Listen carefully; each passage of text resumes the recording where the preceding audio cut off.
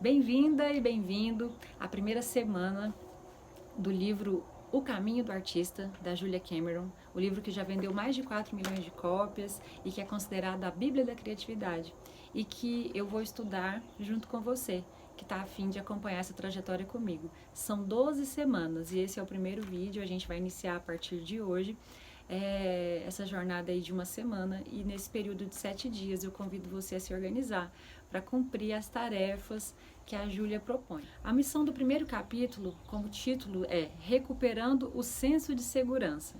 Aqui ela vai dizer que a gente vai iniciar a recuperação criativa. O que significa esse senso de segurança? No primeiro capítulo, todo o texto vai convidar a gente a entender que nós temos vários bloqueios e várias amarras que são causadas pelo nosso sensor.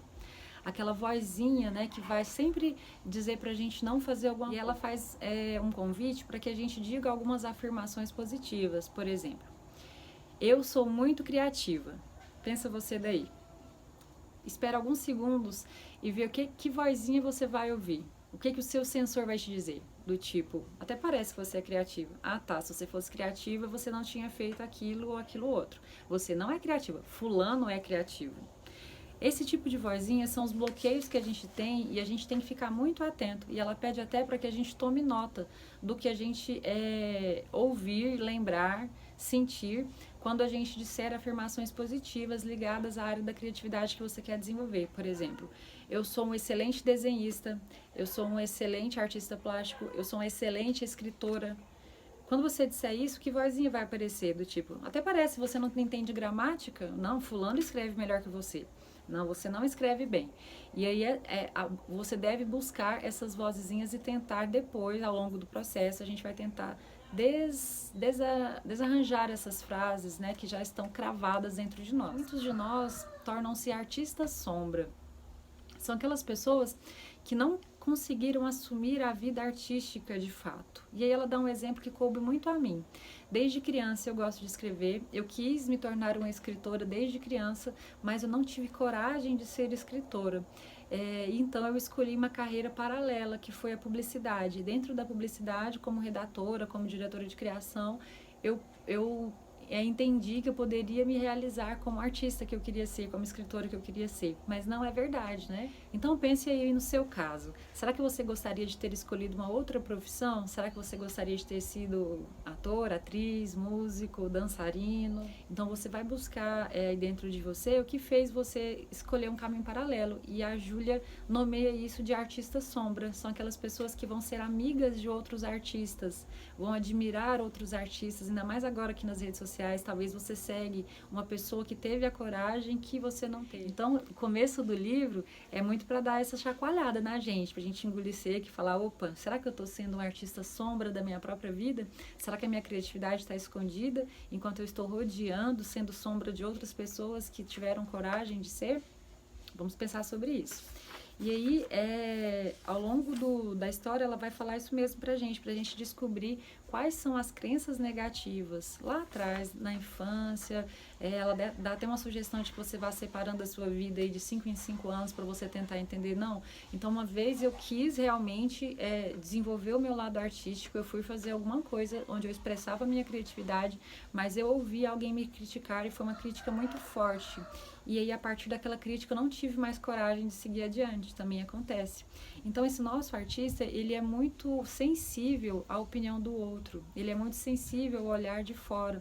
O nosso sensor vai estar sempre aqui tentando nos travar, e aí, por isso que é importante a gente tentar mapear onde essas críticas acontecem, para que a gente possa depois trabalhar todas elas e sair podando. São 10 tarefas para essa semana, são muitas tarefas. E ela até fala assim, poxa, se você ficar com preguiça de fazer todas essas tarefas, o problema é seu, porque quem está bloqueado criativamente é você, não eu. Então, se você quer engatar nesse caminho, faça as tarefas. A primeira tarefa é a tarefa diária que a gente vai fazer ao longo das 12 semanas, tá? Então, são 12 semanas, essa é a semana 1. E desde a semana 1, a gente vai fazer as páginas matinais. Deixar um caderno do lado da cama, ou ela fala que pode ser folhas de papel que a gente vai colocar no envelope pardo, não importa, né? Você vai escrever 3 páginas à mão, caneta ou lápis, como você achar melhor, com o que vier à sua cabeça. Acordei, tô com sono, meu Deus, mais uma segunda-feira, tenho que dar comida pro cachorro, não sei. O que vai, algum problema que você tem, ai meu Deus, os boletos, não sei o que você vai escrever. É o que vier à sua cabeça, sem filtro, sem pensar em concatenar ideias, sem pensar em escrever bem. É apenas escrever. É o que ela chama de drenagem, né? A gente vai drenar ali e a partir desse sentido você vai começar o dia de forma mais fluida e mais leve. E você não precisa ler isso depois, ela até fala para não ler, você guarda e aí ao longo das 12 semanas a ideia é que você não precise ler. É algo muito terapêutico e muito legal e é essencial nessa jornada do caminho do artista. A tarefa 2, que é leve o seu artista para passear, né? O seu encontro com o artista. Agora, em época de pandemia, é o mais difícil porque a gente não pode sair de casa. Então, a gente vai compartilhar juntos. Eu quero ouvir ideias de vocês para a gente entender o que seria um raciocínio de levar esse artista para passear.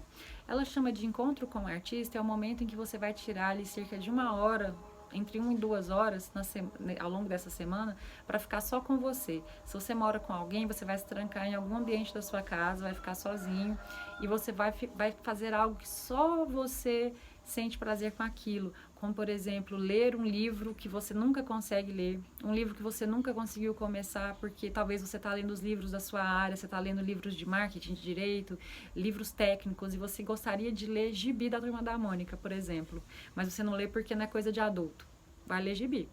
Você gostaria de arrumar o seu guarda-roupa e ordenar as coisas por cores, que você nunca fez isso porque você achou que era uma perda de tempo, que você tem coisas mais importantes para fazer. Olha para sua casa e olha para você, eu queria assistir aquele filme, ou eu queria fazer aquele curso pelo YouTube, de alguma coisa que não é útil. É uma coisa que vai fazer bem e prazer só para você, seja o que for. É para você reservar de 1 a 2 horas para estar com você. O exercício 3, ela pede pra gente listar os velhos inimigos da autoestima criativa. Você vai listar 3 pessoas. E aí você vai puxar na sua memória quem foi que te travou lá atrás. Um coleguinha da escola, uma professora, alguém, um vizinho, seu pai, sua mãe, não sei, um parente, um irmão. 3 pessoas que te travaram. O exercício 6 é para você, agora ao contrário, listar 3 pessoas que te incentivaram, que sempre te apoiaram. Às vezes a gente só lembra de quem nos critica e esquece de quem nos apoia, né? E ela fala como é importante a gente escrever os elogios para nos servir de socorro. Eu já vi em um outro curso criativo em que fala que é importante a gente ter ali uma caixinha de primeiros socorros, onde a gente anota as lembranças positivas, os elogios positivos ao nosso trabalho, à nossa criatividade que foram feitos, para que a gente possa abrir aquela caixa e usar aqueles remédios, aqueles socorros ali quando a gente estiver se sentindo mal, com a baixa autoestima ou sem inspiração. E sempre vai acontecer isso. Então a Júlia fala pra gente lembrar dessas coisas positivas que já nos disseram e dessas pessoas que sempre nos apoiaram, que a gente vai precisar delas nessa jornada. Número 8 é muito legal essa aqui que eu já fiz, que é para você listar 5 vidas imaginárias. Quais 5 vidas você acha que você teria com mais alegria que não a vida que você tem hoje? E aí você vai colocar, por exemplo, eu gostaria de ser cineasta, bailarina, chefe de cozinha, fotógrafa, não sei, uma coisa que sempre passa pela minha cabeça, gente, lavar a vidraça, fica lá em cima pendurado, rapando assim uma vidraça, olhando lá para baixo os carros passando. Isso é um sonho que eu tenho, gente. Pronto, falei. Então ela pede para você listar 5 dessas vidas imaginárias que você gostaria de ter, que você acha que você seria feliz. E aí ela pede que para nessa semana você faça uma dessas coisas. Então, por exemplo, se você escolheu que você gostaria de ser dançarino, bailarina, pegue um tempo essa semana e dance. Mesmo que seja só para você, para ninguém, filme você dançando para você. É para você escolher um tempo para você vivenciar aquilo. Porque ela vai dizer mais para frente que a gente tem... a gente acha que a vida é uma só. Então eu escolhi essa profissão, essa é a minha vida, essa é a minha rotina. Eu não posso fazer uma coisa diferente. E não, a gente pode ter várias vidas dentro de uma vida só. Então, se vocês forem fazendo os exercícios, me marquem, postem, me marquem, me mandem mensagem pra gente fazer juntos. E ao longo da semana eu vou compartilhar algumas coisas com você também. É legal você ter um caderninho aí para essa jornada do caminho do artista, porque igual ela pede lá, anote 3 pessoas que te incentivaram. Anota nesse caderninho para você não ficar aí com um monte de papel espalhado. Então é legal você ter 2 caderninhos. Um caderninho para as páginas matinais, ou podem ser soltas, mas eu falo só sobre forma de organização, e um outro caderninho para você fazer as atividades que ela sugere. E a gente se vê mais criativo semana que vem.